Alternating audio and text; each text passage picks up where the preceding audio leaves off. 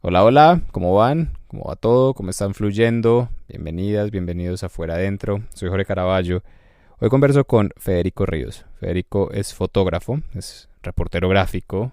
Hace 10 días se anunció que quedó de finalista en el Pulitzer, que es como, pucha, el Olimpo del periodismo, al menos del periodismo norteamericano. Es un premio con mucha influencia y no es fácil llegar ahí. Federico, junto a Julie Turkevich, ha hecho un trabajo tremendo de cubrimiento periodístico de la migración que está ocurriendo en este momento en el tapón del Darién, que es esa selva que hay entre Colombia y Panamá y en la que cientos de miles de personas están atravesando a pie buscando llegar a Estados Unidos. Y el cubrimiento de Federico y de Julie ha sido esencial para entender qué ocurre, quiénes están ahí, qué es lo que están viviendo y nada. Pues llevan haciéndolo con una constancia, llevan más de un año dándole y fue reconocido con eso. Finalistas del Pulitzer, los que se lo ganaron, también el New York Times, fueron los que están cubriendo Gaza. Entonces creo que es un muy buen reconocimiento para el trabajo de un equipo de Julie y de Federico, tremendo.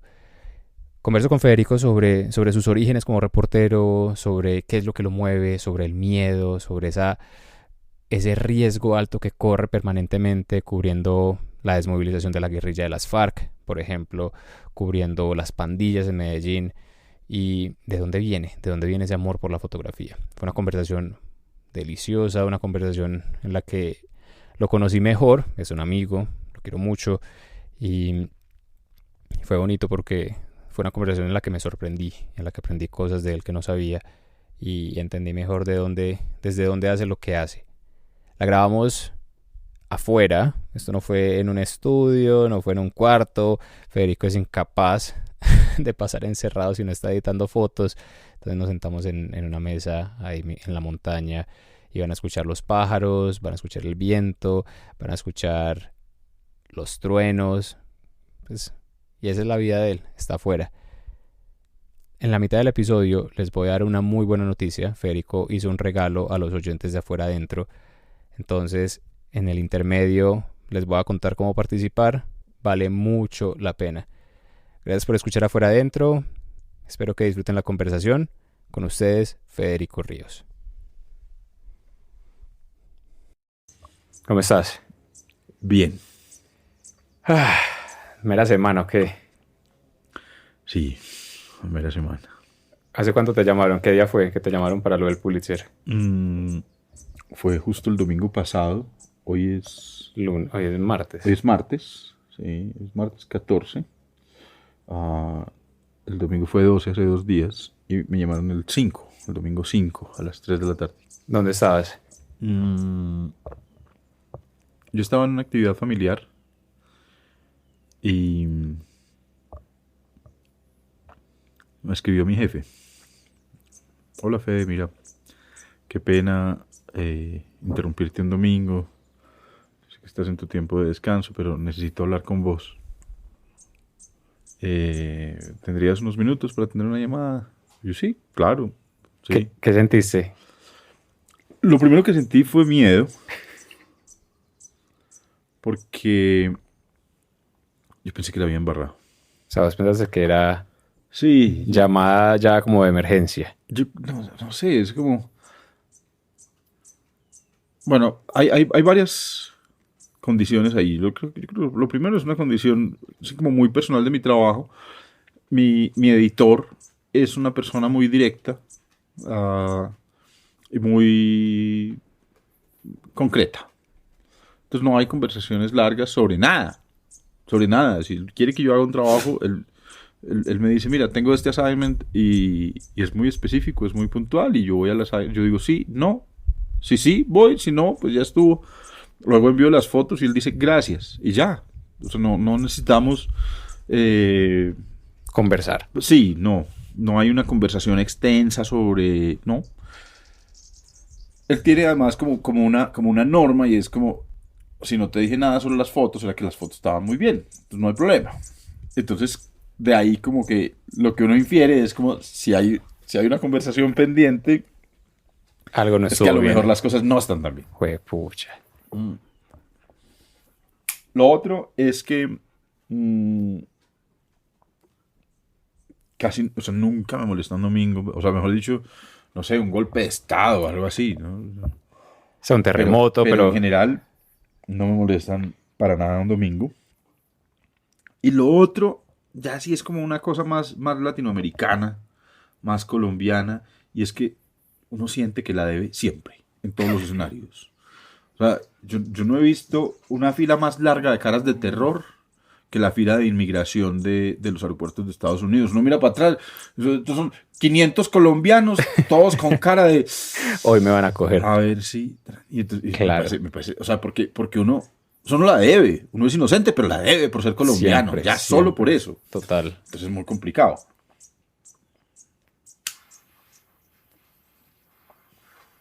Federico se está fumando un cigarro mientras conversamos. Entonces van a escuchar el encendedor varias veces.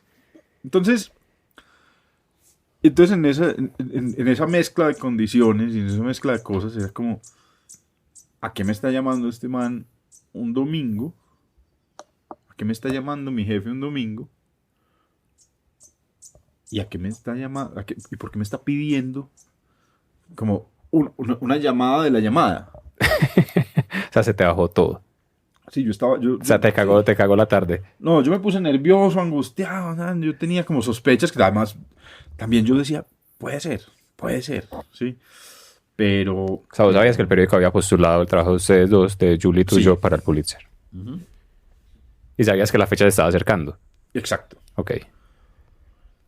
Cuando ya vi en el correo la convocatoria de la llamada, en la convocatoria estábamos mi editor, la editora general y la directora de fotografía. Es una gente con la que yo nunca me había reunido en la vida, me había reunido con ella.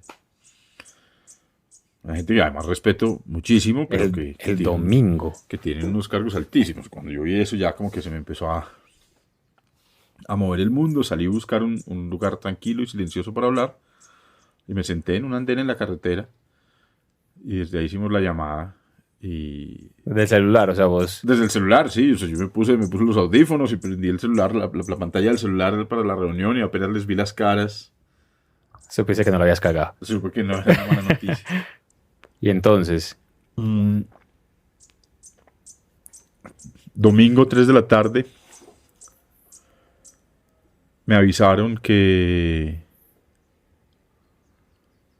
había quedado finalista del Pulitzer con el trabajo que habíamos hecho durante el 2023 junto a Julie Turkewitz documentando la migración en el tapón del Darién. Habíamos aplicado con 6 artículos, el paquete de la aplicación eran 6 artículos que habíamos hecho ese año y que me querían en Nueva York en la oficina para el siguiente día, que era el anuncio oficial a las 3 de la tarde. Sacó un avión y... a celebrar. Entonces, pues yo estaba enmudecido de la emoción. Colgué el teléfono, les agradecí mucho. Y ahí sentado en ese mismo andén compré un tiquete Medellín-Nueva York. En ese momento. Para esa noche. Y ¿quiénes están ahí? Le contaste a tu familia. Eso fue... Yo estaba solo. En ese momento yo estaba solo porque yo había salido. Entonces salí de ahí. Y no, compré el tiquete. Y cuando colgué el teléfono de comprar el tiquete, empecé a caminar de vuelta y llamé a mi mamá. ¿A tu Le mamá? conté, sí. Fue la primera. Ujú. Antes que... Qué lindo. Entonces yo tenía también como un asunto logístico ya en la cabeza. Por mi trabajo, yo creo que la logística es una cosa que yo voy resolviendo muy fácil para este tipo de viajes, ¿cierto? Porque es que mi trabajo es así. O sea, yo tengo que hacer viajes con mucha frecuencia y muchas veces son intempestivos. Entonces yo colgué el teléfono con mis jefes de esta noticia. Y lo primero que hice fue comprar el tiquete inmediatamente. Medellín, Nueva York. Esa noche. No, en ese instante. Sí, para pero- volar esa noche. claro, volar esa esto era noche. 3 de la tarde para el vuelo de las 10:30 de la noche. Sí. Y luego llamé a mi mamá, porque yo sabía que ya después podía llegar hasta mi casa. Y en mi casa tenía que comprar el otro vuelo, el Nueva York-Medellín, porque vos sabes, no se puede volar, un colombiano no puede volar a Estados Unidos sin un ticket de regreso.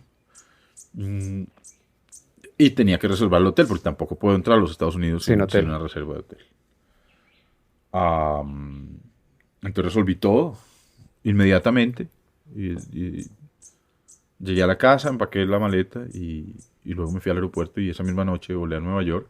Aterricé a las 5 de la mañana, me fui a un hotel, me di una ducha, dejé la maleta y al mediodía me fui al periódico. Y todo era fiesta, me imagino. Sí, un ambiente de celebración muy bonito, un ambiente de camaradería, de orgullo, de solidaridad, de alegría. Y hay algo lindo que a mí me parece importante destacar también en medio de esto. Y es que nosotros hacemos periodismo. Y eso tiene un,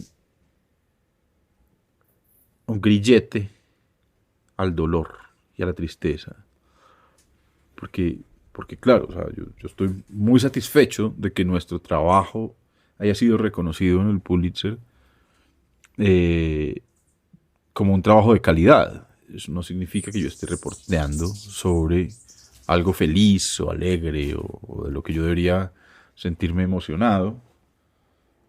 Entonces, me pareció muy especial como que dentro de los colegas del periódico siempre está Esa también conciencia. esa conciencia de que esto lo hacemos porque sentimos una responsabilidad por esto lo hacemos porque sentimos una necesidad, una urgencia del periodismo. Nos da alegría ser premiados y que nuestros colegas sean también premiados y reconocidos, sin olvidar las dimensiones de las tragedias sobre las que estamos reporteando. Entonces, Entonces esto es no tomarnos las tragedias a la ligera, ni con regocijo, ni siquiera en los momentos de celebración. y eso cómo anda uno por esa línea, por esa cuerda floja, porque pues, también es imposible no emocionarse y también es imposible no, por un momento, ¿cierto? No permitirse ese gozo, porque el trabajo que vos has hecho es un trabajo en el que, o sea, cuántos viajes hiciste, cuántas horas, cuánta incertidumbre, cuánto, o sea, hay mucho también invertido de tu vida, de tu energía ahí. Y es como, pucha, por un paréntesis, poder solamente celebrar y no estar pensando en este momento hay miles de personas sufriendo lo que yo he visto. O eso no ocurre. O sea, no, ese paréntesis no es hermético. Igual se filtra esa conciencia de, pucha, lo que yo estoy haciendo. Me están premiando por documentar el dolor de otros. Sí, yo creo que eso tiene muchos matices. Mm, Yo me siento orgulloso del trabajo que hemos hecho documentando la migración en el Darién desde el New York Times. Me siento orgulloso de trabajar con Julie Turkowitz. Me siento orgulloso de que nuestros editores y todo un gran equipo de personas ha hecho un esfuerzo enorme para que podamos poner nuestro trabajo en la primera página del New York Times, reportando sobre la migración, contando esta tragedia, contando esta situación tan dramática que está sucediendo, porque eso no tiene matices, esto es una situación dramática para miles de personas. En eso, yo creo que siempre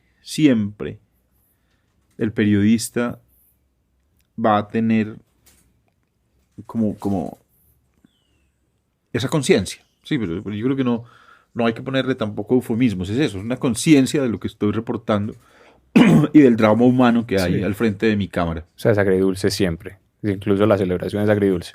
Incluso la celebración es agridulce, porque es que lo que están reconociendo es mi calidad periodística para narrar estos escenarios trágicos, que yo creo que es algo importante también de entender y creo que es algo importante de reconocer, ah, y que yo siento no solo como un reconocimiento, sino como un establecimiento de un compromiso nuevo. Y es decir, gracias, hicieron muy bien su trabajo, de una forma notable, síganlo haciendo de esa misma calidad. Mm. Vos llegaste hasta ese punto, o sea, finaliza el Pulitzer, es algo que creo que pocos periodistas colombianos, latinoamericanos pues, pueden contar, sobre todo enfoquémonos en fotógrafos.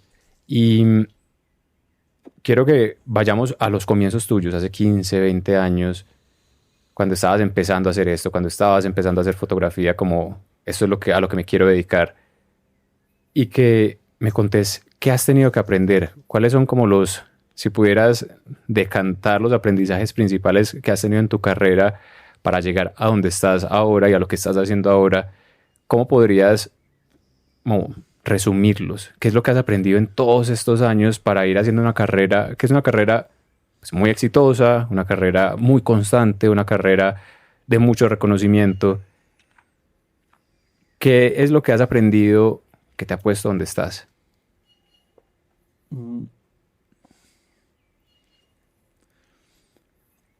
A, a un grupo de estudiantes a los que yo estaba enseñándoles fotografía les puse una canción que se llama Arroz con habichuela, del Gran Combo de Puerto Rico. Mm, y, y yo creo que ellos no entendieron bien de qué se trataba. Para mí, la mayor lección que me ha dejado el periodismo hasta ahora es que hay una magia y que hay unos procesos que se aprenden haciendo el proceso. Y eso es muy difícil como entender la diferencia entre hacer algo por primera vez y hacerlo con constancia y luego hacerlo sí, no sé, una magia, una habilidad, algo adicional que también se adquiere con los años. Después de mucho tiempo, y de nuevo pensando en esa misma canción, Arroz con habichuela, yo pensaba, por ejemplo, en la cocina de mi abuela, ¿sí? Pues hacer unos frijoles no es tan difícil.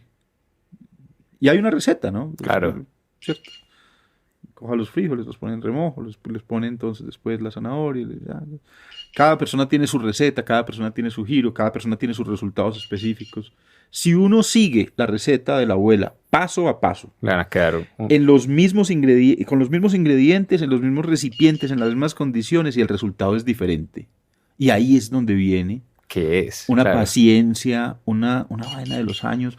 Yo, hace 15 años, yo estaba muy afanado, muy afanado. Yo quería mm, hacer fotos que importaran.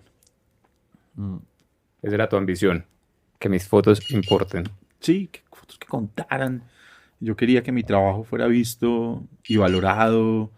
Y yo quería que las fotos importaran y que sobre todo las fotos ayudaran a cambiar alguna cosa, ¿no? O sea, cuando uno hace periodismo, yo creo que hay como dos miradas que van paralelas en el ejercicio periodístico.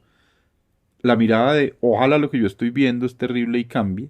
Alguien haga algo por cambiarlo. Yo lo estoy, ¿cómo se llama? Yo Amplificando. lo estoy documentando, Sí. yo lo estoy transmitiendo precisamente para eso, para que la gente reflexione y cambie. Y por otro lado, la mirada de yo estoy documentando para la historia. A lo mejor nada de esto cambia, pero que quede para la historia, um, me parece importante. Entonces yo estaba muy hambriento en ese momento de resultados.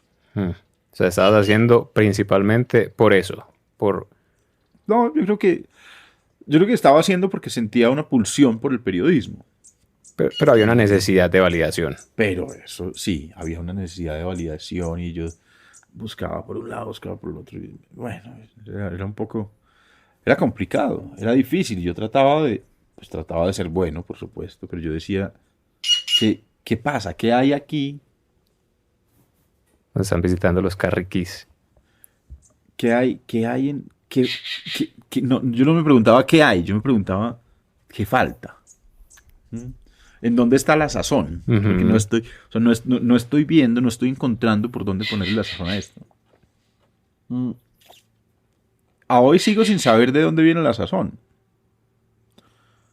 A hoy hago, tal vez con más pasión, con más preguntas, con algunas claridades, con muchas preguntas también más en el trabajo y en la cotidianidad. Mm. Pero yo creo que eso es lo que ha cambiado. Me he ido dando cuenta que los mismos ingredientes en manos de diferentes cocineros dan resultados diferentes. Y para mí esta es mi forma de cocinar mis imágenes, que es una forma muy personal y que es algo que he ido aprendiendo con los años y que ni siquiera sé si se puede transmitir o enseñar. Lo que uno puede transmitir o enseñar es cómo hacer esto con pasión y con convicción, con una convicción como apostolar. ¿Sí? Es un compromiso, una devoción. Eso, una devoción. ¿Vos recordás cuál fue el primer trabajo que te pagaron como periodista? O uno de los primeros. O sea, ¿cuál es el primero que recordás?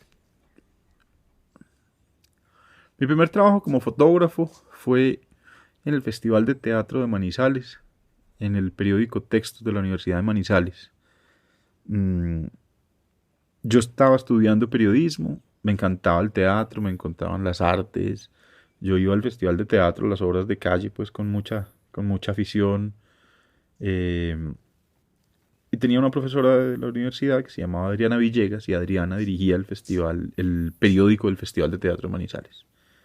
Y esa fue como mi primera oportunidad de trabajo. ¿Sí? Había un pago simbólico. Pero para mí, en ese momento, para mí lo importante era trabajar. Hacer. Yo estaba supremamente joven, no tenía ningún tipo de responsabilidad en la vida, no tenía ni que pagar el arriendo, ni comprar el mercado, y eso me ponía en un lugar pues diferente, ¿no? Pero Adriana me dio esa gran oportunidad, que era además algo que yo anhelaba. Esto no era como un relleno, sino que me dio esa gran responsabilidad. Y en ese momento la fotografía se hacía todavía con negativo, con película. O sea, vos empezaste fotografía análoga. Sí. Yo empecé a hacer fotos cuando era con negativo, y entonces uno todos los días tenía que hacer todo el día fotos. Y después y en la noche revelar, para que al día siguiente esas fotos estuvieran en el periódico. Entonces ese fue como mi primer trabajo de verdad, ¿sí? Y era exigente. Entonces Adriana, o sea, por las mañanas hacíamos una reunión pequeña, un consejo de redacción. Me decía, mira, hay que fotografiar estos personajes, hay que fotografiar estas obras de sala, hay que fotografiar estas obras de calle, hay que ir a estos lugares, esto que va a pasar aquí es importante, hay un desfile en tal lugar, y yo hacía una planeación para todo el día, era súper intenso el día de trabajo, o sea, como un día de mucha adrenalina corriendo por toda la ciudad detrás de las obras. Que es un festival además muy reconocido en el país. Es como de los mejores festivales de teatro que hay. Es un festival con muchísimo reconocimiento en el mundo. Ok. No solo en el país, en el mundo. Es un festival que ha crecido de la mano visionaria de Octavio Arbeláez, y que ya en ese momento tenía mucho ranking. Había una fotógrafa que yo admiraba profundamente, admiro todavía, que se llama Sandra Sea, una fotógrafa de Medellín. Y Sandra viajaba de Medellín a Manizales en un auto con unas impresoras gigantes. Y ella instalaba las impresoras en una habitación del hotel, y entonces cada mañana aparecía una foto impresa nueva en el hall del hotel en donde se reunían todos los teatreros. Y era una foto que Sandra había tomado el día anterior en alguna de las funciones, y yo veía eso, pues me parecía la cosa más espectacular del mundo. A hoy me sigue pareciendo pues una manera interesantísima de exponer como de manera muy cotidiana. Exacto. Un festival que está en desarrollo. Claro.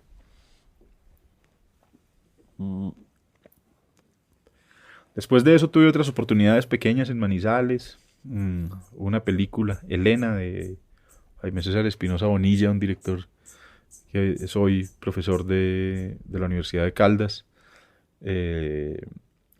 Y a través de otra profesora, Eliana Herrera, Eliana me conectó con Jaime César. Yo era estudiante de periodismo, y entonces terminé haciendo la fotografía, la foto fija de la película.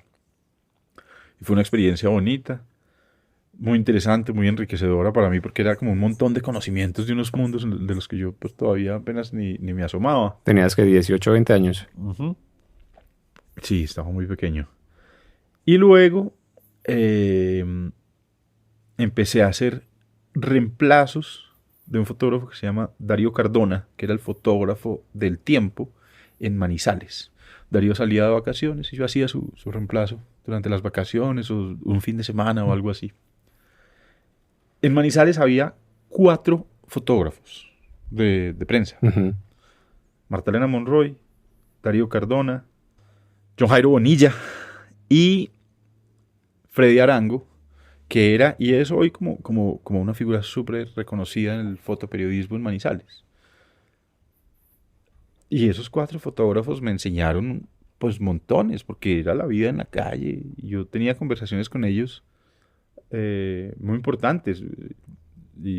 Pues a lo mejor hoy no figuran en el panorama internacional de la fotografía, pero siguen haciendo su trabajo con mucha dignidad. Y yo me acuerdo, por ejemplo, que en un momento tuve que ir a fotografiar un deslizamiento en la ruta Letras Manizales. Esta es la ruta de Bogotá a Manizales, el último tramo es Letras. Hubo un deslizamiento, el deslizamiento parecía se había llevado unos carros y parecía que las personas entre el carro habían muerto. Y yo iba en un carro y llegué al lugar. Claro, no tenía botas, entonces estaba empantanado hasta las rodillas, pero yo necesitaba hacer esas fotos y llevarlas para el periódico. Y me encontré a Marta Monroy, que era la fotógrafa de La Patria, y con ella teníamos conversaciones. Y Marta era muy ágil en su cabeza y me explicaba cómo fotografiar a las personas que habían muerto pues con una mirada de dignidad. Cómo aproximarse a los seres queridos que estaban buscando a sus personas fallecidas, también como con un poco de humanidad, de cautela, de dignidad. Y yo creo que para mí esos fueron unos primeros años muy importantes, muy interesantes, muy llenos de lecciones, paso a paso, una a una, de ética, de lecciones de humanidad, Antes de seguir y hablar un poquito sobre los primeros trabajos ya más parecidos a lo que estás haciendo ahora, ¿por qué sentís que la fotografía se volvió esa devoción en vos? O sea, ¿qué era lo que en tu sensibilidad, en tu historia, en tus propias necesidades hizo que fuera el medio para buscar respuestas, para sentir, para ser parte del mundo? ¿Por qué la fotografía? O sea, ¿por qué veías a estos 4 fotógrafos y los veías como inspiración, como esto es lo que yo quiero? ¿Qué te daba la fotografía? ¿Qué significa en vos la fotografía en esos años? ¿Qué era? ¿Qué te ofrecía?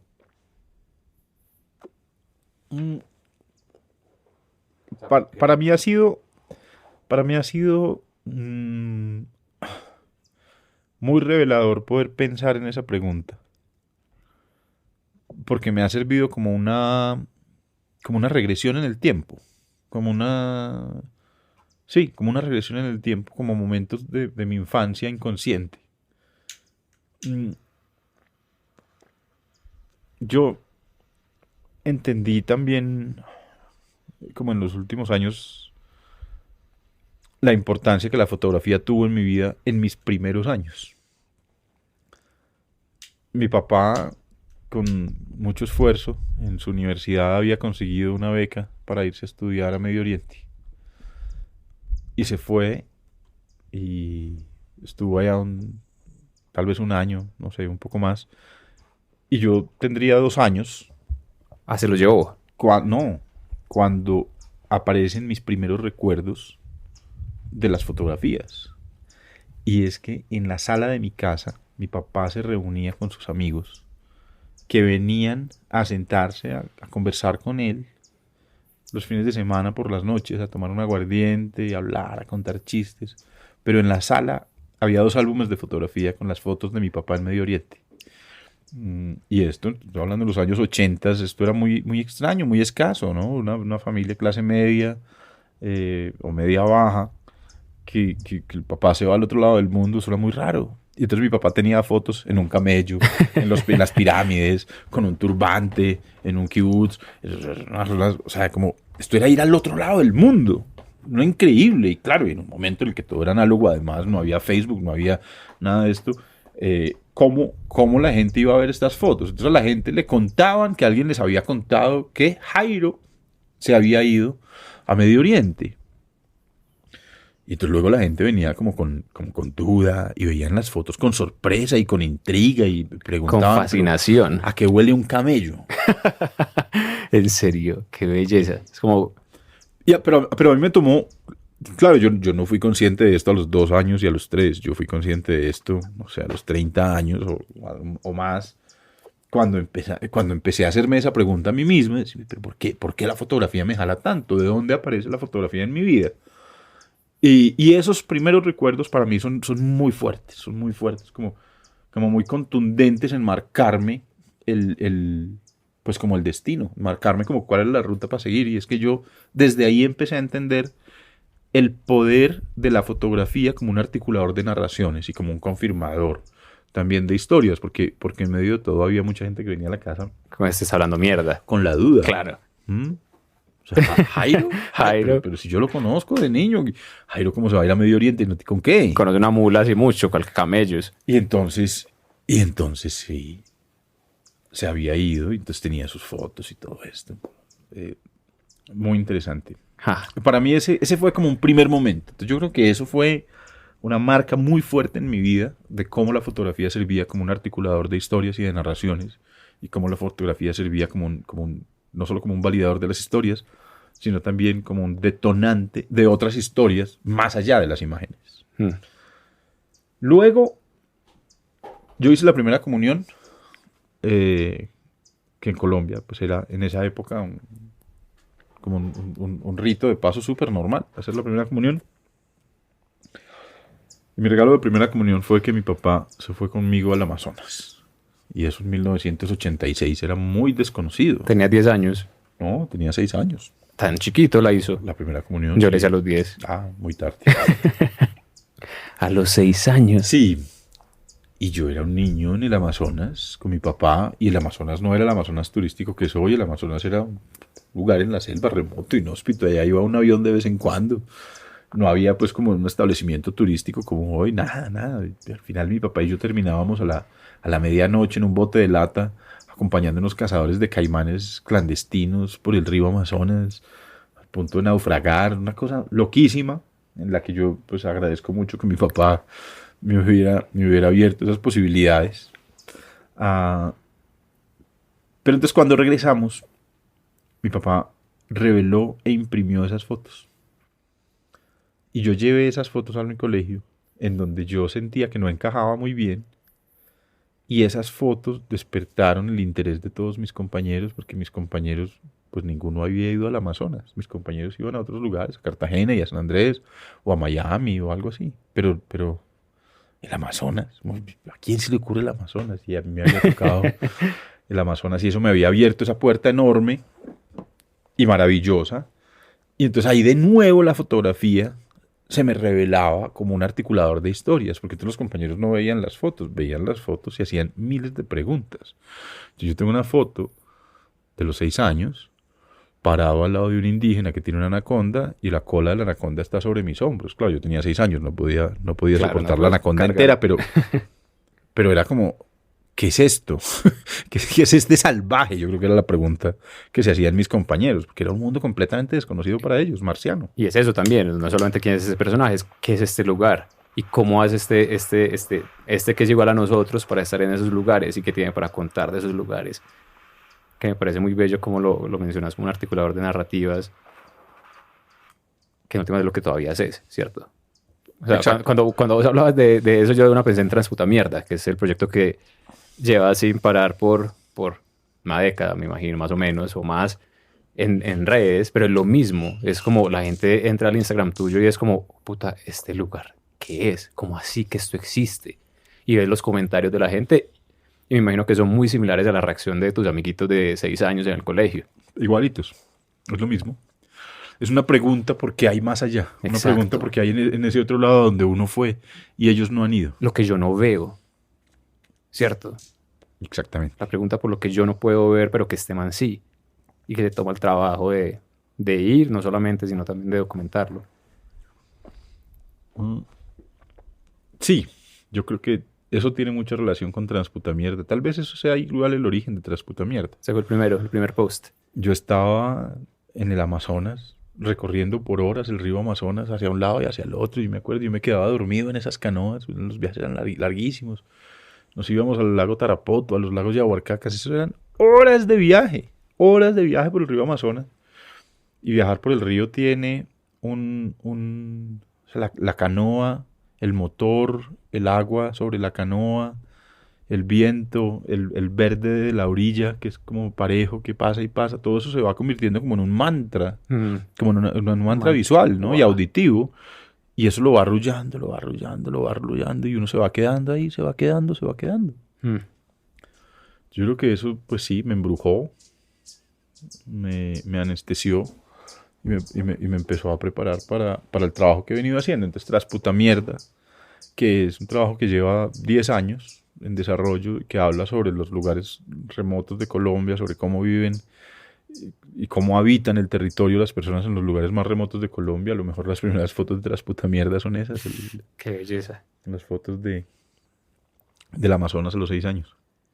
Entonces la fotografía se convirtió en eso, una especie ahí de conector entre vos y el mundo. O sea, se terminó siendo eso, un medio que te permitía decir, aquí estuve, esto vi, esto cuento. Exacto. Y recibías atención, y recibías preguntas, y recibías eso. Es la sensación de, hago parte de esa. Decías que en el colegio te sentías como fuera de lugar, pero eso te permitía ser parte de... Sí, eso me permitía participar de la conversación de una forma que me gustaba. Me parecía interesante participar en la conversación. Yo conocí tu trabajo en 2009, 2010, 2011, no sé. Por ahí yo era estudiante de periodismo, vos estabas basado en Medellín. Y lo primero que recuerdo tuyo fueron estas fotos que hiciste para Revista Semana, cuando Revista Semana era Revista Semana. Y eran fotos de sicarios en Medellín, de los combos en Medellín. De los combos en Medellín. Y eran unas fotos muy, muy potentes, muy fuertes. Y esta no es la Medellín que es hoy. Afortunadamente en Medellín uno ahora puede decir que fue a, no sé, te contaba ahorita que fui a visitar Barrio París y no pasa nada, no haces ninguna pregunta porque pues, uno da por sentado que es una ciudad que uno puede recorrer. En ese momento todavía no era una ciudad que uno pudiera recorrer, era una ciudad que estaba pues en una guerra muy fuerte entre combos y pues, no, era una ciudad, digamos, cercada por la violencia. Y yo veía en esas fotos algo que todavía veo en vos y es una capacidad de llegar a los lugares en los que uno sabe que está en riesgo, lugares en los que incluso los periodistas más como curtidos saben que están poniendo su vida en peligro. Y te quería preguntar por el miedo, porque los viajes que vos haces, a los lugares a los que vas, los grupos armados con los que interactúas para poder entrar y para poder documentar lo que está ocurriendo, incluso el mismo trabajo en el Darién te expone a unas dinámicas violentas muy fuertes. ¿Cuál es tu relación con el miedo? Porque para poder documentar como vos documentás, tenés como que de alguna forma apagar ese switch y ver, ¿cierto? Y sentir y estar ahí en esos lugares donde estás en riesgo. ¿De dónde viene eso? O sea, porque yo soy papá y desde que me volví papá, incluso a veces montarme en un avión es como que, puta, si esto se cae, les cagué la vida, ¿cierto? Y vos, nada, dándole. ¿De dónde viene eso? Y si querés, y también me puedes contar una historia en la que hayas sentido de verdad miedo, porque te expusiste más de lo que querías o lo que sea. Pues yo siento mucho miedo casi siempre. Sí. O siempre, sí, siempre, sí. No parece. Yo en general siento mucho miedo. Yo creo que no es que yo no sienta miedo, yo siento mucho miedo. Uy. Pero no me petrifica. Entonces yo siento mucho miedo, pero sigo para adelante. Y en eso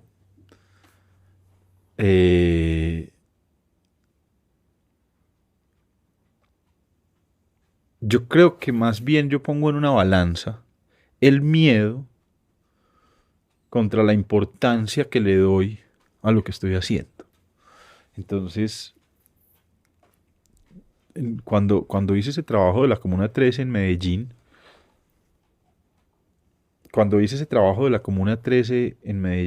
yo estaba trabajando para la agencia EFE, una agencia de prensa internacional, y a mí me daba mucho miedo, todos los días. O sea, vos ibas de noche a los barrios donde se estaban matando. O sea, Sí. jóvenes que estaban literalmente casándose. Y, y yo sentía muchísimo miedo, pero yo sentía que eso que estaba documentando era importante de ser documentado. Yo sentía que eso valía la pena documentarlo, que eso valía la pena mostrarlo, que eso valía la pena sacarlo de ahí. Y yo pensaba como, pues yo soy el mensajero, yo soy uno de los mensajeros, además, pues porque tampoco nunca he tenido ni complejo de Adán, ni de Mesías, ni nada de esas vainas. Entonces yo decía, no, esto hay que seguirlo mostrando. Yo creo que me inspiraban mucho otros fotógrafos, otros periodistas, y yo leía las crónicas de John Lee Anderson y de Leila Guerriero, y yo veía el trabajo de James Nashway y de Oscar Castillo, y decía, no, esto... Hay que ponerse ahí. Sí, entonces para mí no era, o sea, para mí la pregunta no ha sido cómo no siento miedo, para mí la pregunta siempre ha sido cómo cabalgo el miedo, ¿sí? Cómo domar esa sensación salvaje. Y yo creo que siempre he tenido en mi trabajo, pues dos alternativas, ¿sí? Bueno, puedo cabalgar el miedo y hacerlo, o retirarme. Y está bien. Durante todo ese trabajo de la Comuna 13 tuve mucho miedo, porque las balas pasaban muy cerca, porque había momentos en los que, o sea, yo recuerdo un momento en el que yo estaba haciendo una entrevista de un pandillero, alias Cartagena, y el tipo me saltó encima. Entonces él estaba sentado al frente mío y él me saltó encima, y yo pensé que él... Te estaba atacando. Sí, yo pensé que él me estaba matando, que él me iba a matar en ese instante. Estábamos en un cuartico muy pequeño. En una casa. En una casa, y estábamos haciendo una entrevista tranquila. Yo no estaba haciendo preguntas difíciles o sensibles. Era de noche. No, era de día, eran las 3 o 4 de la tarde y el tipo de la nada saltó encima, como un tigre. ¡Fum! Saltó encima de mí y me agarró, y en ese momento yo dije, me mató. Este tipo me mató. Yo sabía que el tipo andaba armado hasta los dientes y que la cuadra además estaba vigilada y el barrio entero. O sea, mis posibilidades de salir de ahí ileso en ese momento eran cero. Y me mató. Pues resulta que el tipo con el rabillo del ojo había visto cómo desde el barrio del frente habían pasado unos personajes apuntándonos. Se había abalanzado sobre mí para quitarme de la cama en donde yo estaba sentado, porque debajo de la cama había un arsenal de armas que este tipo necesitaba coger para defenderse. Tampoco se me quitó el miedo cuando supe eso. También me dio mucho miedo. Pero, no sé, yo la verdad es que no podría como explicarte por qué salgo de eso y al otro día vuelvo. O por qué me quedo ahí esa noche con esos mismos personajes. Yo creo que es una convicción sobre lo importante que puede ser contar y sacar esas historias de ahí. De nuevo, no creyéndome Adán, no creyéndome pues ningún tipo de Mesías. Para mí es muy importante la diversidad de las historias.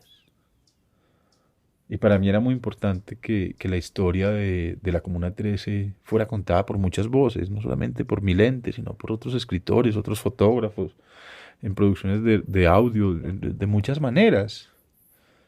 Porque sí he sido siempre un convencido de que lo que no se conoce, lo que no se sabe, lo que se queda en la oscuridad, pues no se trata o no se cuida. Entonces yo creo que para mí la pulsión más fuerte de la fotografía es eso. Es como Pablo Pasolini decía, yo voy al infierno y vuelvo y veo cosas y sé cosas. Y yo creo que yo me he tomado como esa frase de Pasolini muy en serio, y es eso. Entonces yo decía, yo puedo ir a la Comuna 13 como periodista, hacer mi trabajo y volver. Con miedo, por supuesto. Y yo creo que es importante que la gente que no vive en la Comuna 13 entienda esto de la Comuna 13 y entienda esto que está pasando allá, para que los que están afuera, los tomadores de decisiones, que al final somos todos como sociedad, pues hagamos algo. Sí, se sientan parte de, participen de. Exacto, no sea un mundo, como decías ahora, invisible, la tierra, ¿cierto? Como desconocida, Sí. que no me importa y por la que no me preocupo. Entonces, eso fue lo que hice con la Comuna 3 y eso es lo que sigo haciendo todavía con mi trabajo. Yendo a lugares remotos, atravesando el tapón del Darién junto con Julie. Es como, claro, el miedo está ahí, todos los días, ¿Y todo cómo el se siente? tiempo. ¿Cómo sentís vos el miedo? O sea, a mí yo cuando tengo miedo, por ejemplo, pierdo foco. Cuando tengo miedo estoy más distraído. Cuando tengo miedo la mente se acelera. Y no creo que pudiera tener el pulso para quedarme y decir, esta es la foto, tengo que acercarme más. ¿Sí me entendés? O sea, ¿cómo lo sentís vos? ¿Cómo, cuando decías que el miedo no te petrifica, sino que se puede cabalgar, cómo se siente eso en tu cuerpo?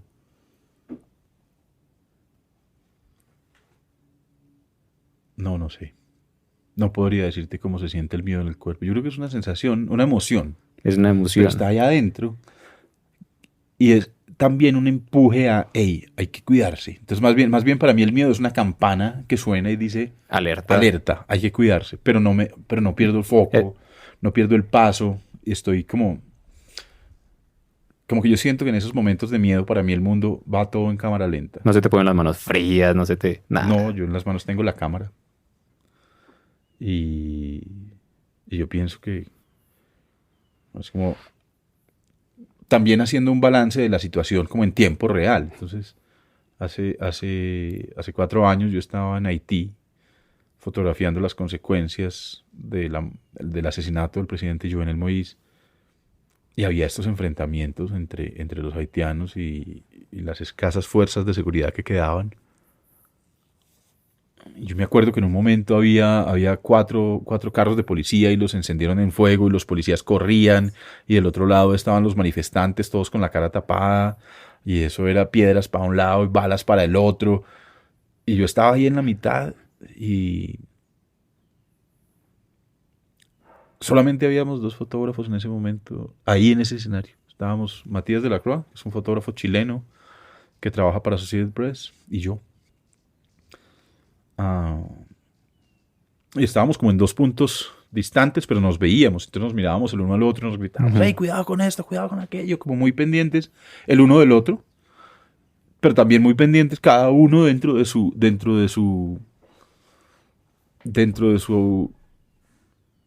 rango visual de hacer las fotos que narraran la situación de tensión y de violencia que estaba viviendo el país en ese momento. Ujú. Hicimos las fotos, los dos salimos bien de ahí afortunadamente. Y eso ha sido una constante. Como, pues, no sé, puedo pensar en muchos escenarios, la verdad, es triste, pero puedo pensar en muchos escenarios. El paro nacional, lo mismo, o sea, en las calles.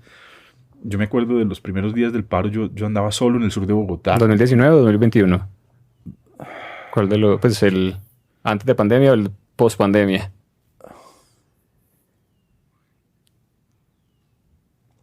Fue más fuerte prepandemia. Yo creo que fue el prepandemia, no estoy, ya pierdo un poco la memoria. Yo, si pudiera volver a las fotos, no verlas sí, porque además uno de mis grandes miedos es cerrar con las fechas, cerrar con los, sí. Pero yo me acuerdo, andaba solo en el sur de Bogotá y unos manifestantes incendiaron un bus. Y yo estaba ahí haciendo fotos del bus.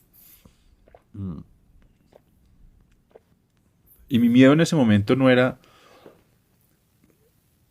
diferente al de Haití. O sea, yo tenía miedo en ese momento. Yo decía una bala de la policía, una bala del ESMAD, un gas lacrimógeno mal pegado, o una roca de los manifestantes, o un disparo de cualquier... O sea, y viendo lo que estaba sucediendo, o sea, cuántos periodistas fueron heridos en el paro nacional graves y cuántos manifestantes perdieron la vida.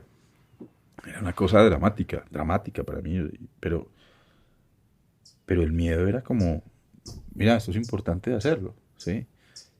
Por ejemplo, el paro nacional me funciona muy bien como ejemplo porque yo no estaba solo en el paro nacional, o sea, yo estaba solo esa noche. Y pasé muchas noches solo, pasé muchas otras noches junto a grupos de fotógrafos, colegas, fotógrafos y fotógrafas, ah, y nos encontrábamos y nos cuidábamos también entre todos, ¿no? Y yo siento que es como ese miedo balanceado con la idea de la responsabilidad de contar lo que está sucediendo ahí, y cubierto sobre todo por la idea de ojalá haya voces diversas contando esto, para que entre varias voces diversas podamos construir este primer relato visual de la historia del país y de la humanidad de lo que está sucediendo. Pausemos aquí un segundo para anunciar el regalo de Federico Afuera Adentro. Federico Ríos en este momento es un fotógrafo súper cotizado. Sus fotos se venden en galerías por miles de dólares. Todos sus libros están agotados. Y es un oyente de Afuera Adentro y quiere Afuera Adentro. Y me ofreció una foto suya, nos regaló una foto suya a los oyentes de Afuera Adentro. Una foto original, certificada, firmada por él, impresa en la mejor calidad, porque quiere ayudar a que Afuera Adentro crezca. En este momento Afuera Adentro tiene 2.000 suscriptores el newsletter y más o menos lo están escuchando 1.000 personas por episodio, 700, 1.000 personas. Hay algunos que tienen más, otros un poquito menos, pero son buenos números para estar empezando. Igual son números de eso, de estar empezando. Y Federico quiere ayudarme a consolidar la comunidad de suscriptores al newsletter, la comunidad de oyentes del podcast. Entonces quiere regalar una foto para incentivar a las personas a recomendar Afuera Adentro, sobre todo a la lista de correos. Vamos a enfocar este esfuerzo en la lista de correos en afueraadentro.substack.com, que es el canal por el que me puedo comunicar uno a uno con cada uno de ustedes. Es súper sencillo participar. Los detalles van a estar en afueraadentro.substack.com o en el correo en el que envié este episodio si ya están suscritos. Todas las personas que consigan que al menos 5 de sus amigos, de sus familiares se suscriban a Afuera Adentro van a participar inmediatamente del sorteo de esta foto. Una foto bellísima que va a quedar hermosa donde sea que la pongan, en su habitación, en su oficina, en su sala. Entonces los detalles están ahí en el correo o en afueraadentro.substack.com. Espero que participen, me ayudan un montón. Va a ser bonito ver crecer esta comunidad. Ha sido muy bonito ver cómo este podcast va creciendo y que esta sea una manera chévere, un buen incentivo para darle un empujón a ese crecimiento. Entonces gracias Fede y gracias a todos por recomendar, ayudarme a crecer. No hay nada que ayude más a un podcast a crecer que el voz a voz. Y este voz a voz tiene además ese posible premio de una foto bellísima para ustedes. Gracias y continuemos con la conversación. Vos contás esta historia como si lo único que hubieras hecho en tu carrera como fotógrafo ha sido fotografía documental, periodística.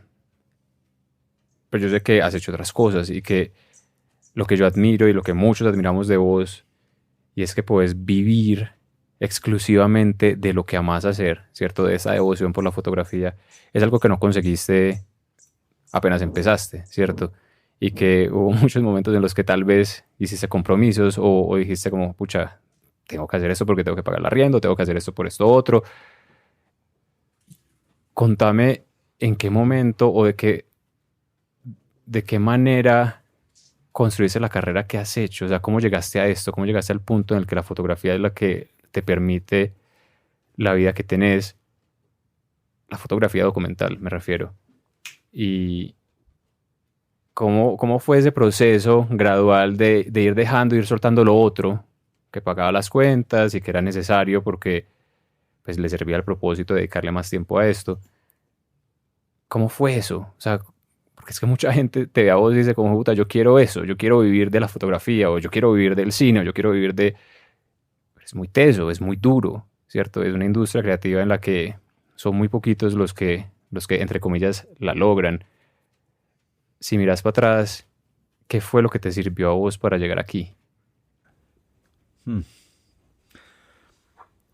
Yo creo que para mí en mi carrera es clave entender cómo ha habido un montón de personas que me han ayudado.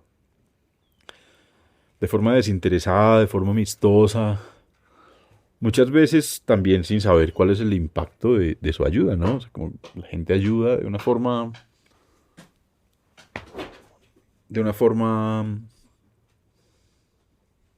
Sí, desinteresada y noble, entonces sin pensar pues como en grandes impactos, ¿cierto? Por ejemplo, yo regresé a Colombia en el 2012. ¿Habías ido para dónde? Yo estaba en Brasil, regresé a Colombia en el 2012 y no conseguía trabajo. Y había dos amigos, el Chino Romero y Luis Bernardo Cano, que tenían una empresa que hacía fotografía comercial. Y en esa empresa de fotografía comercial me dijeron, no, pues ¿cómo así, hermano? Venga para acá. Y hacíamos las fotos de las prendas de comercio electrónico para El Éxito, por ejemplo, o para Jeff. En serio. Esto eran días enteros encerrados en un estudio haciendo fotos de una camiseta por delante, la misma camiseta por detrás. Unos calzoncillos por delante, los mismos calzoncillos por detrás. Unas fotos que no tienen, pues, digamos, el espíritu de lo que yo quiero ser y hacer. No tienen nada que ver con el fotoperiodismo, pero pues era usar una cámara y un par de luces y había que hacer esas fotos de eso. Listo, vamos, de una. O si alguien quería un retrato, después apareció Oscar Garcés, que es un fotógrafo de aquí de Medellín, que tiene una empresa muy grande que se llama Cámara Lúcida, y Oscar me dio unas oportunidades muy bonitas porque yo empecé a trabajar con Oscar, para Oscar, en su empresa Fotografiando Colombia Moda, y éramos un equipo grande de fotógrafos haciendo pasarelas, ruedas de negocios, prendas, o sea, nada que ver con lo que a mí me movía y me apasionaba de la fotografía, pero yo decía, o sea, esto hay que hacerlo bien hecho además, ¿no? Y eso, Oscar me tendía una mano y me ayudaba para yo hacer las fotos ahí, y yo hacía esas fotos y cobraba, y con eso podía, pues, pagar los servicios y el mercado. Entonces sí, pues ha habido muchas veces en las que hago fotos que no son como de mi primordial interés, de mis... Sí, las fotos que hago con la pasión con la que hago el fotoperiodismo, pero que es que hay que pagar las cuentas. Y en esos, ¿cómo sobrellevabas esos periodos emocionalmente en los que no conseguías trabajo, en los que sentías que se estaba dejando de contar historias que para vos eran importantes, que los pitches que mandaban eran ignorados o simplemente decían no podemos? O sea, ¿cómo hacías para mantener ahí esa chispa prendida o esa llamita prendida de puta, yo sé que yo voy a hacer esto es lo que yo quiero hacer, y si tengo que tomarle fotos de unos calzoncillos ahora, pues todo bien? ¿Cómo hacías para no desmotivarte y no decir a la mierda la fotografía? Voy a dedicarme a vender fincas, yo que voy a saber cualquier otro negocio. No, yo no sé. Qué chimba respuesta, gracias. Es que es que yo no. O sea, primero que todo, no sé cómo hice en el pasado. Y segundo, yo no sé cómo lo hago hoy y cómo lo voy a seguir haciendo. Porque yo creo que uno sigue preguntándose eso todos los días. O yo no siento que llegué a la cima de nada. Yo creo que estoy en el camino y en el proceso, y entonces yo mando un pitch aquí, mando un pitch allá, hago un trabajo para el New York Times, pero yo soy freelance en el New York Times. Y yo pues hago cada trabajo con la pasión con la pasión que le pongo a todos mis trabajos, pero también con una idea velada en los hombros, y es que este puede ser el último trabajo que haga para el New York Times, y ya. O sea, vos no te des nada asegurado, vos no sentís que ya esto es un tren de trabajo que te va a llevar hasta la jubilación haciendo fotos que querés y que más. O sea, no te des esa certeza, nunca la has tenido. Nunca la he tenido. Nunca la tuve. Hubo momentos de huecos más profundos en los que emocionalmente era mucho más inestable y claro, y el trabajo fluía menos. Entonces ahora el trabajo fluye más, y eso me da un poquito de seguridad, pero es un poquito, no es una certeza, pues, de eso que uno dice, no, o sea, que un canchero, pues, que mejor dicho, no, yo pienso que esto es una incertidumbre, yo pienso que esto es un lugar muy disputado. Yo pienso que la fotografía es como un lugar muy triste, porque es como que al final no mucha gente le da el valor a la fotografía que la fotografía pienso que tiene en otros lados del mundo. Aquí las exposiciones de fotografía, los museos dedicados a fotografía, incluso los teóricos de fotografía son pocos. ¿Aquí te referís en Colombia o en Latinoamérica en general? En Latinoamérica en general. Los medios en Latinoamérica que pagan fotografía son muy poquitos y todos la pagan mal. Todos. No hay un solo medio en Latinoamérica que pague a un fotógrafo un sueldo, pues, decente, competitivo en el mundo. Entonces yo dependo mucho de los europeos y de los norteamericanos y de las publicaciones en Estados Unidos y en Europa. Entonces yo trabajo para las revistas y para los periódicos de Estados Unidos y de Europa. Pues también mis finanzas se ven tremendamente afectadas, pero también mis proyectos, porque es que Es que irse 15 días al tapón del Darién, 4 o 5 veces al año, 6 veces al año, no es barato. Eso no es barato. Y entonces uno necesita un músculo financiero que permita hacer periodismo, y ese músculo financiero no está en Latinoamérica, y eso es una tristeza. Mm.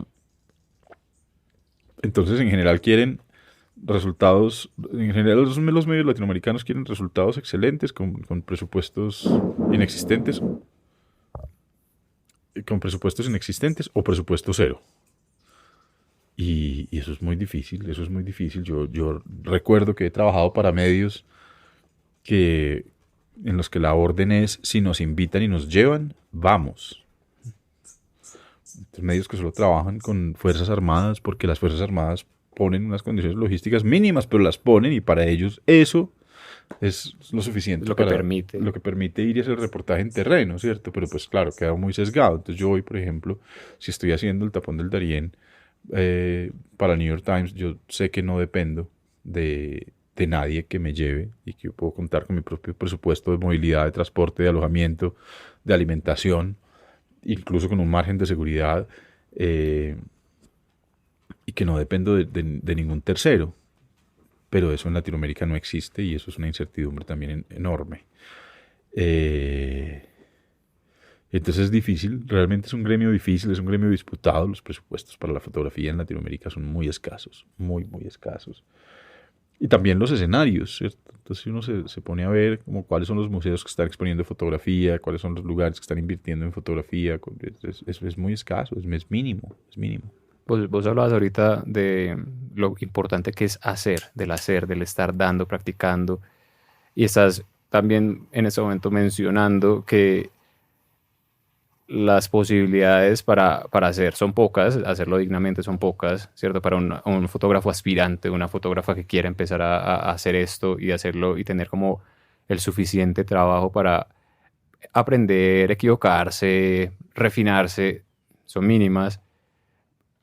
Y no sé, o sea, es una pregunta que no quiero que suene como pesimista, apocalíptica, pero vos sentís que esta especie de fotoperiodista está en peligro de extinción. O sea, sentís que es uno de los trabajos que lastimosamente están en una curva descendente histórica por la cantidad de, no sé, plataformas que hay, de la cantidad, la misma tecnología para, en vez de poner una fotografía, una ilustración por AI, por inteligencia artificial. O sea, sentís que esto que sos vos y esta vida que seguís y la de los fotógrafos y las fotógrafas que admirabas o que admiras, cada vez las puertas se cierran más para que entren nuevos, pues como nuevas generaciones a hacer esto y a contar el mundo desde ahí. Pues es una visión muy pesimista y no es tan así.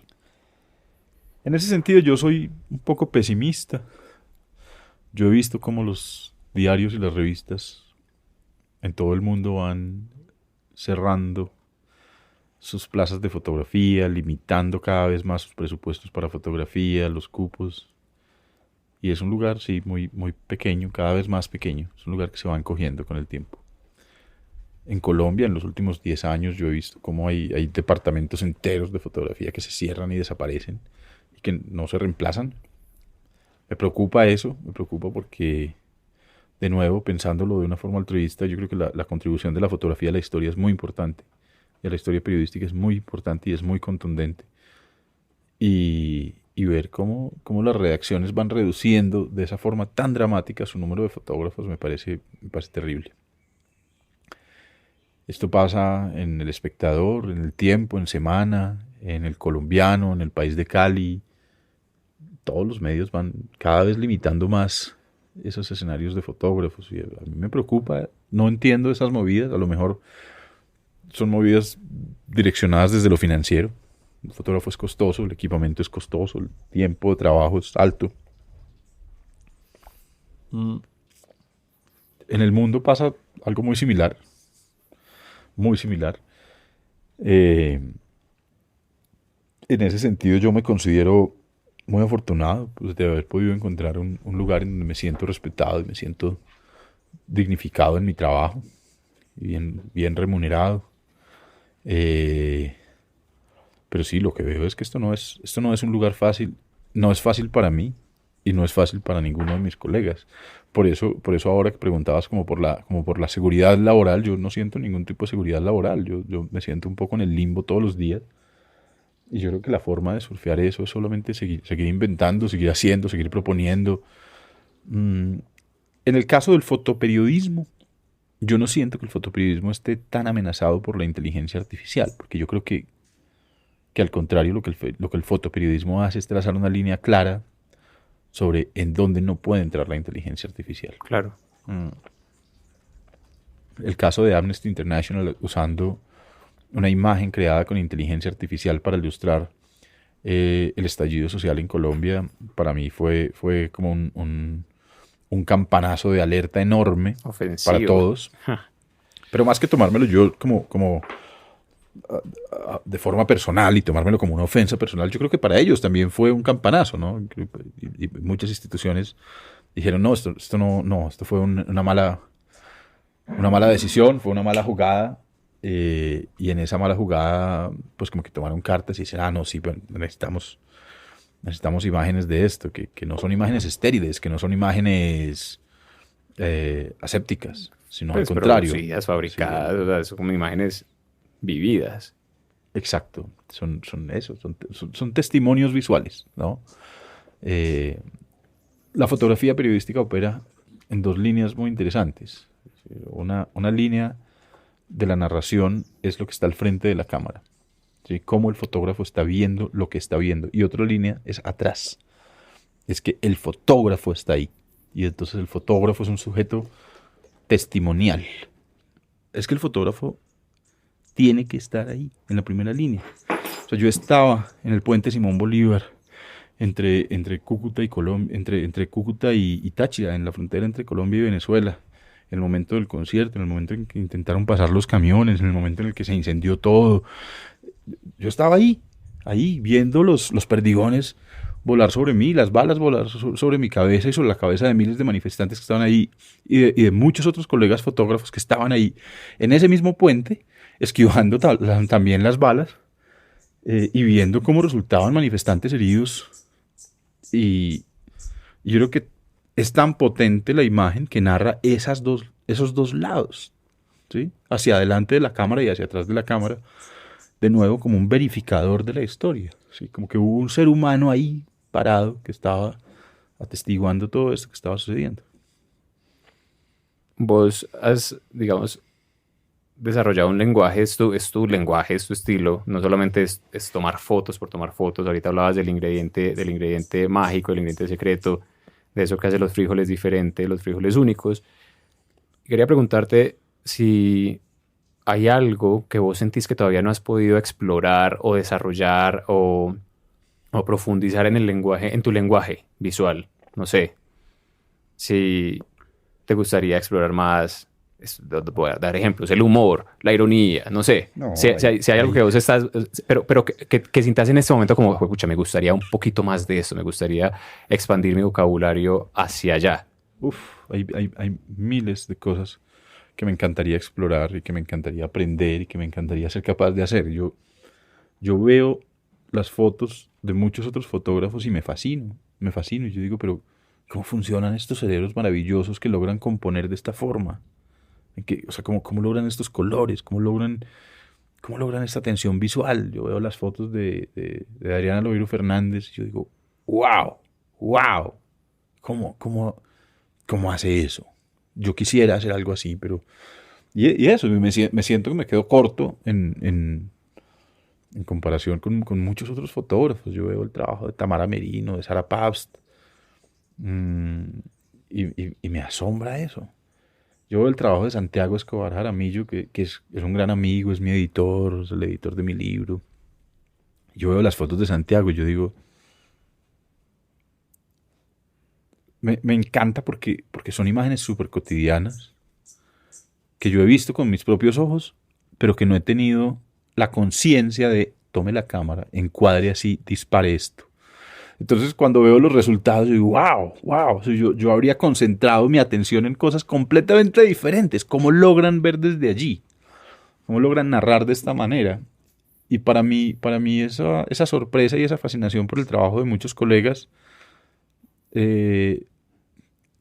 es también como el fundamento de por qué yo no tengo esa idea del complejo de Adán y esa idea de que es que los trabajos míos son mesiánicos, pues, y es que la gente, ¿cierto? Es como, no, pues no. Yo creo que hay autores que lo logran en otros escenarios, por ejemplo, en el texto, ¿no? Es como, yo leo Historia Mínima de Colombia y digo, wow, increíble, increíble. Orlando Melo. Increíble. Yo leo Alfredo Molano y digo, pues claro, es que si uno quiere hablar de guerrilla en Colombia y de movimientos revolucionarios armados, pues hay que leer a Alfredo Molano para entender muchas cosas, ¿cierto? Esto es como un punto de partida claro en el que, pues uno cómo va a hablar de esto sin haber leído a Alfredo Molano. Pero en mi fotografía me pasa al revés, ¿cierto? Entonces, por ejemplo, yo estuve muchos años trabajando, documentando a las FARC. Y cuando yo pienso en eso, yo quisiera que la gente viera las fotos de Alexa Rochi, que es firmante del acuerdo y fotógrafa, y hoy es fotógrafa del presidente Gustavo Petro.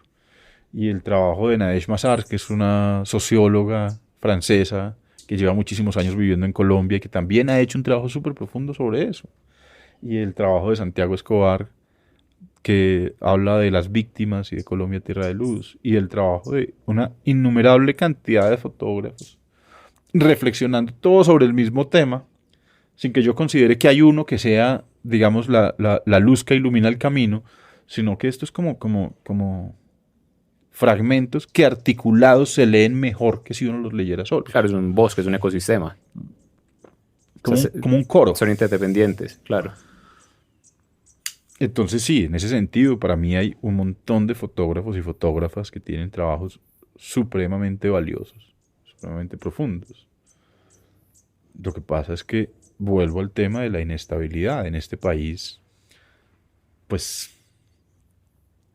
siento que no hay el apoyo ni desde los medios, ni desde la industria editorial en ninguna perspectiva, ni desde los museos, ni desde las galerías, y todo se convierte en esfuerzos de gente arañando como puede, claro con muchas dificultades, ¿cierto? Porque es que hay que ser Doris Salcedo para hacer la obra que hizo Doris Salcedo, pero a mí me gustaría ver más artistas, porque sé que hay muchos más artistas reflexionando sobre lo que ocurrió con el proceso y con el acuerdo.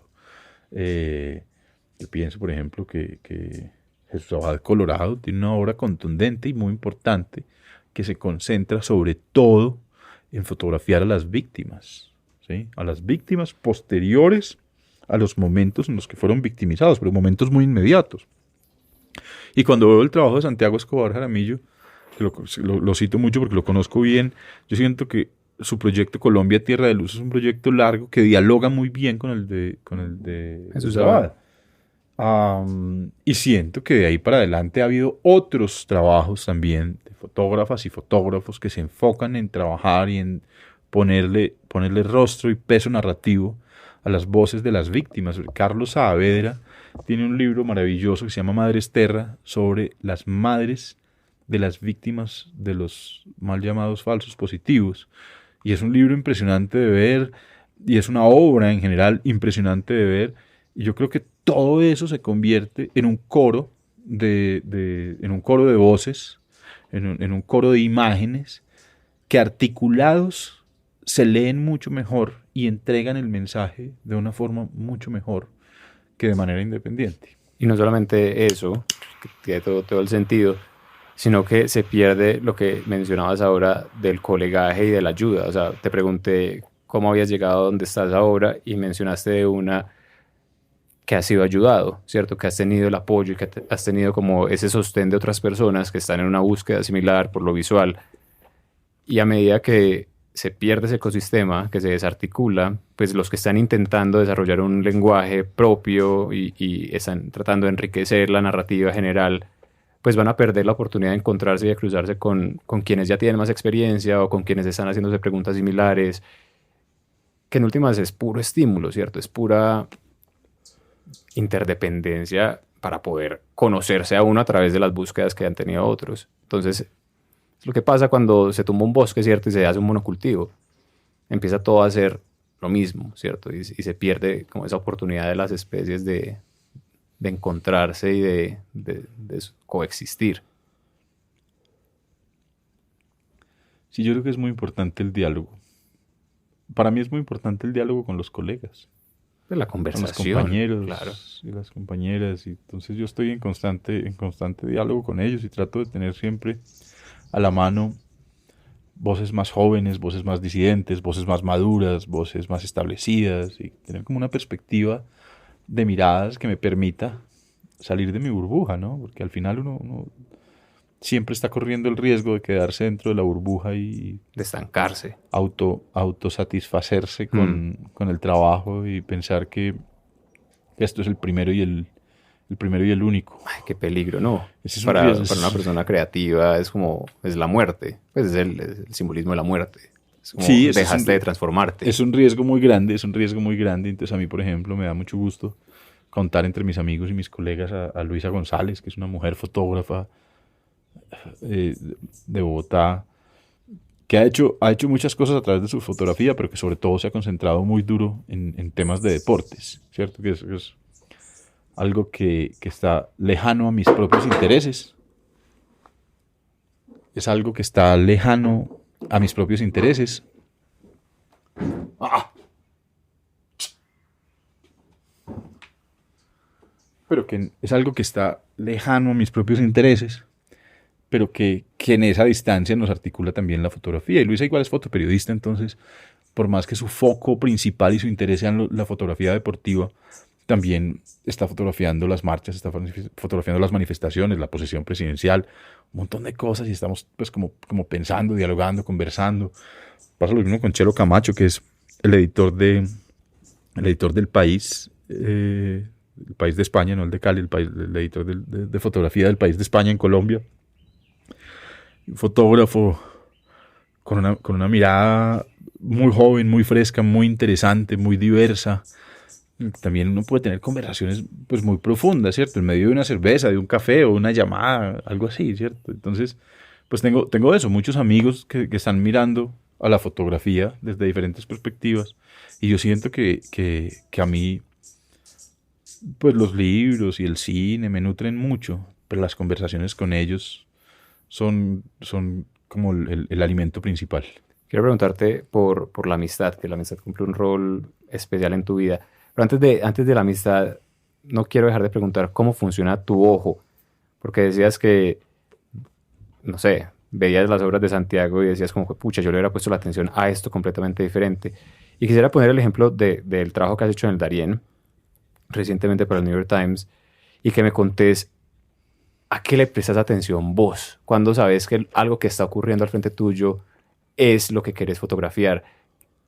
¿A qué le prestas atención y decís como esta es una foto que tengo que hacer, ¿cierto? ¿Qué es lo que llama tu atención y dice esto cuenta la historia? ¿Cuáles son, no sé, si son gestos, son eventos?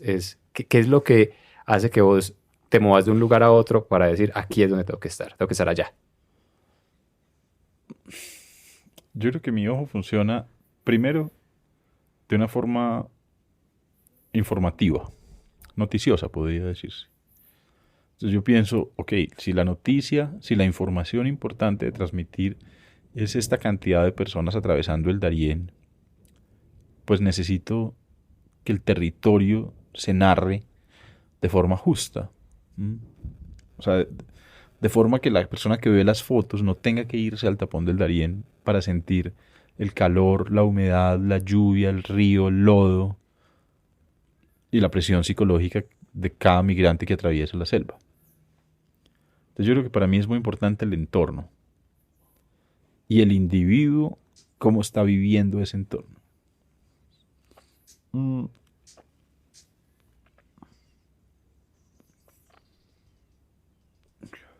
A mí me inspira mucho el trabajo de Caravaggio,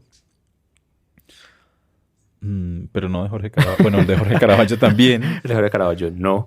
Pero la obra oscurantista de Caravaggio, El chiaroscuro. el chiaroscuro, Vea lo que está hablando.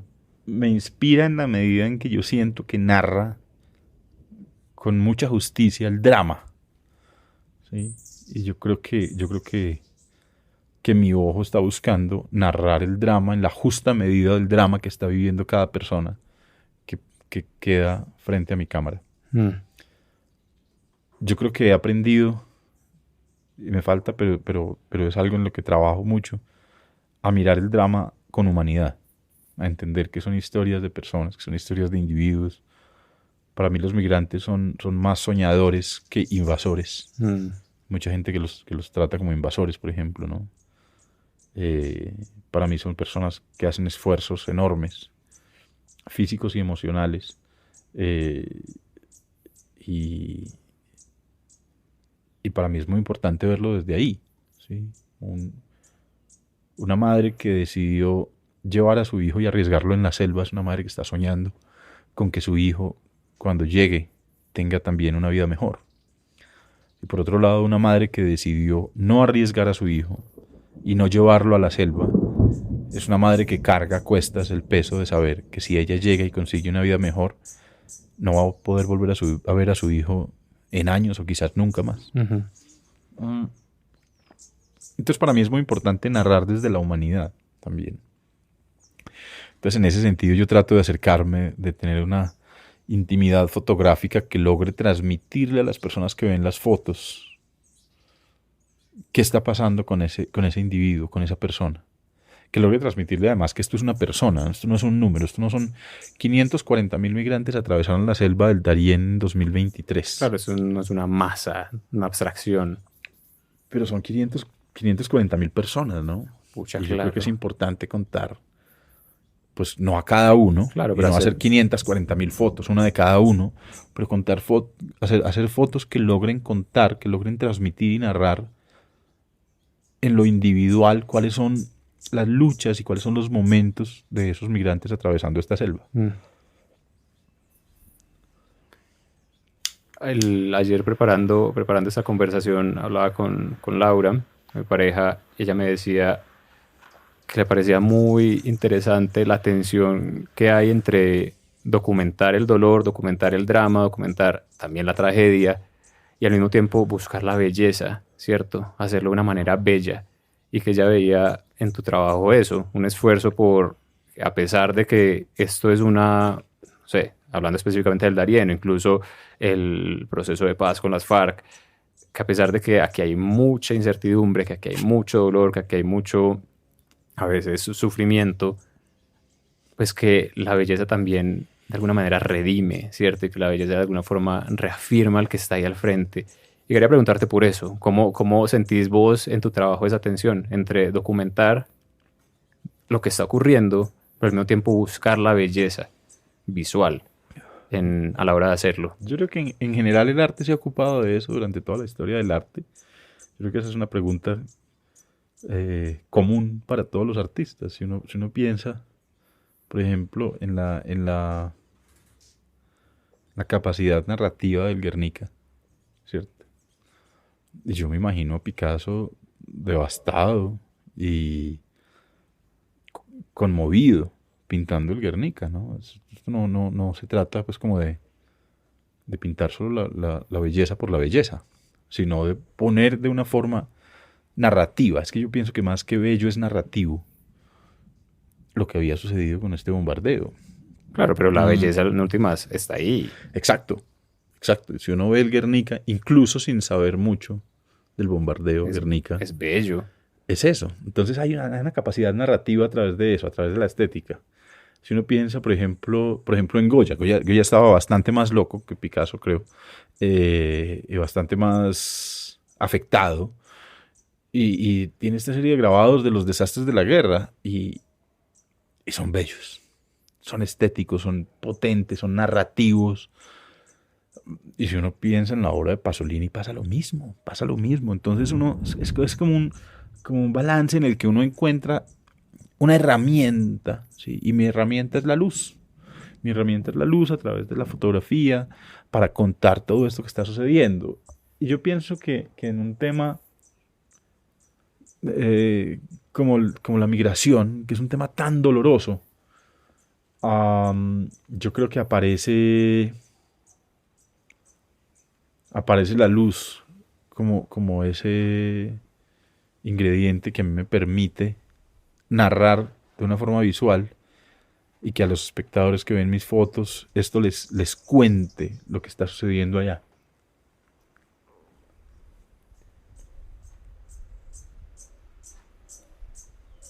Estamos viendo cómo se acerca el aguacero. Estamos grabando aquí al aire libre, obviamente. Han escuchado todos los pajaritos. En ese momento nos está llegando la nube, literalmente. Y está transformando la luz. Y Fede está tomando una foto. Fede, háblame para ir cerrando sobre la amistad. Toda esta conversación yo creo que ha sido como evidente que no estás solo haciendo lo que estás haciendo y que para vos es muy importante esa conversación. Y sos muy buen amigo, o sea, como que sos de las personas que saben cultivar una amistad. ¿Qué rol cumple la amistad en tu vida? O sea, vos sos una persona, no sé, somos amigos de hace varios años y estás ahí todo el tiempo y mandas huevonadas por Instagram o escribes ahí cómo estás. O sea, sos una persona muy pendiente de sus amigos, de sus amigas. ¿Por qué? O sea, yo a veces, no sé, si tengo el tiempo y tengo dos opciones, o sea, leer un libro o escribirle a un amigo, voy a escoger el libro, ¿cierto? Y no es porque no quiera a mis amigos, es porque a veces, nada, encuentro en esos espacios de soledad mi recarga. Y vos sos una persona que cuida la amistad. Contame un poquito sobre cómo está relacionado eso, ese hecho de cuidar amigos, de cultivar amistades con tu trabajo. Muchas veces uno se imagina al fotoperiodista como una persona sola, o incluso el cronista en general que está viajando con una persona que se mantiene sola en hoteles, sola en el camino, en el transporte. Y yo creo que pues, vos no encajas dentro de eso porque sabes cuidar amistades. Háblame un poquito sobre el rol de la amistad en tu vida. Pues yo paso mucho tiempo solo en los hoteles, en el transporte, en un bote, en un bus. Sí, yo paso mucho tiempo solo. Pero hay un concepto que a mí me parece muy interesante. Hay un concepto de las bibliotecas, es un concepto como más bien reciente, que se llama libros vivos. Y yo creo que mis amigos son libros vivos. Entonces, para empezar, mis amigos me permiten asomarme a sus mundos, a sus vidas. Y yo de ahí recibo, pues, primero mucho conocimiento, mucha información que me gusta, que me encanta, que me sorprende, que me fascina.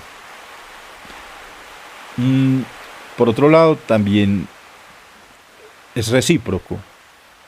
Entonces a mí me gusta cuidar a mis amigos porque es que mis amigos me cuidan. Yo siento que están ahí, que tengo un universo de amigos muy hermoso, del que me siento muy satisfecho, que están ahí para celebrar y que están ahí para abrazar y para los momentos difíciles. Hay varios amigos. Juan Mosquera no sé ni cómo describirlo. Juan Mosquera es poeta, es escritor, es periodista, es pensador. Ciudadano, un gran activista ciudadano. Es un gran activista ciudadano y es un tipo al que yo recurro con mucha frecuencia. Fuimos vecinos en algún momento y todavía le digo vecino, porque así lo siento, como un vecino del corazón. Y es una persona que me ayuda a sortear los dilemas éticos, que me ayuda a resolver pues problemas cotidianos que se me van presentando en la fotografía. ¿Qué hago con esta foto? ¿Cómo me acerco a esto? Tengo esta historia, ¿será prudente contarla? ¿Será que si cuento esta historia revictimizo a esta persona? Y eso pues es un riesgo que tenemos siempre los que estamos narrando desde el periodismo. Y yo creo que las redes sociales corren ese riesgo también muy ágil y entonces para mí parte del periodismo yo hago mi periodismo para el New York Times y pongo ahí mis fotos o en una revista, pero también en mis redes sociales estoy poniendo mi ejercicio periodístico profesional y trato de cuidarme de no ir a cometer un error. Casi que mis amigos son mi propio comité de ética, Claro. que es muy interesante, ¿no? Entonces, pues sí, tengo amigos y amigas de un espectro muy diverso, que quiero mucho, que cuido mucho, y que sobre todo siento que me cuidan, y entonces en eso me siento rodeado, me siento más tranquilo y más seguro en muchos pasos. Y siento que también gran parte de lo que de mis logros, no, creo que todos mis logros suceden porque mis grandes amigos han sido capaces de llevarme en sus hombros y en sus consejos y de estar ahí en los momentos difíciles y eso me aliviana mucho la vida. Qué bonito, qué bonito. Bueno, nada, gracias por sacar el rato para conversar. ¿Hay algo que no te haya preguntado que quieras hablar antes de que nos trague esta nube? ¿Alguna puerta de esta conversación que se haya quedado abierta? ¿Alguna que debamos cerrar? ¿Algo que, no sé, se te haya venido a la mente? ¿Alguna historia que quieras contar? Hombre, no, yo creo que tengo tantas historias como fotos y podría pasarme horas hablando de ellas. Yo sé. Pero no, yo creo que está bien así, un poco resumido también. Antes de irnos, nos vas a hacer un regalo a la comunidad Afuera Adentro. Vas a donar una foto tuya, impresa, firmada, a quienes están escuchando este podcast, a una de las personas que está escuchando este podcast. Y es una foto hermosa que tomaste, no sé si en una avioneta, en un helicóptero, en el Parque Nacional Chiribiquete. Una foto que vamos a poner ahí, pues que yo voy a poner en la descripción del episodio para que la vean. Cuéntame la historia de esa foto. Yo llevo un tiempo largo también enfocado en la deforestación, en la destrucción del medio ambiente, que me ha parecido siempre un tema importante. Hubo una obra que construí con la curaduría de Erika Martínez, que se llama Silencio, y esto se presentó en Bogotá en una exposición colectiva que se llamaba Lucíferas, que trataba de retomar el legado de Pier Paolo Pasolini, como hacer una relectura y una reubicación geográfica también, ¿no? Porque Pasolini en Italia y esto en Colombia. Y yo quería hablar de deforestación, entonces hice un performance ahí fotográfico sobre la destrucción de la selva, la destrucción de los bosques. Parte, digamos, de mi trabajo amplio sobre deforestación fue hacer un sobrevuelo por el Parque Nucac y por el Parque Chiribiquete. En una avioneta, en unas posiciones muy incómodas, en una ventana, un frío terrible, o sea, me estaba congelando por el viento, pero congelando de verdad, o sea, ya no sentía los dedos. Y sobrevolar el Chiribiquete fue una experiencia impresionante, o sea, esto es majestuoso, incluso sin caminarlo, solo pasar por el aire es impresionante, y pensar en esos territorios tan poco explorados, recorridos a lo mejor por tribus de indígenas que no han sido contactados por el conocimiento y la academia pues formal, sino que viven en unas condiciones de aislamiento, no sé si aislamiento voluntario o condenados al aislamiento, no logro definir bien, pero para mí era maravilloso. Había momentos en los que yo no quería mirar por el visor de la cámara, sino como mirar y ver con mis propios ojos y sentir el espacio y sentir el momento. Pero tengo una foto que es la foto que quiero regalar a los oyentes de Afuera Adentro, que es una foto muy bonita del Chiribiquete en la que se ven los tepuyes y se ve el río que cruza por ahí. Así que pues para mí va a ser una alegría que los oyentes de Afuera Adentro puedan, uno de ellos, tener esta foto impresa en su casa. Ay, qué bonito, parce. Muchas gracias por ese regalo. Gracias por esa conversación. Y ya en la descripción del episodio pondré qué hay que hacer para participar por esa fotografía firmada que les llegará hasta la casa. Yo me encargo de eso. La puedan poner en algún lugar. Es una foto hermosa que va a caer muy bien. Y yo creo que habla mucho del trabajo de Fede, de su mirada. Y nada, que sea como una manera de recordar esta conversación. Fede, muchas gracias. Jorge, a ti muchas gracias, hermano. Muchas gracias por la conversación, por el rato, por el café. Y pues esperamos que tengamos muchos más suscriptores en Afuera Adentro. Ojalá. Un abrazo. Claro que sí. Abrazos. Chao.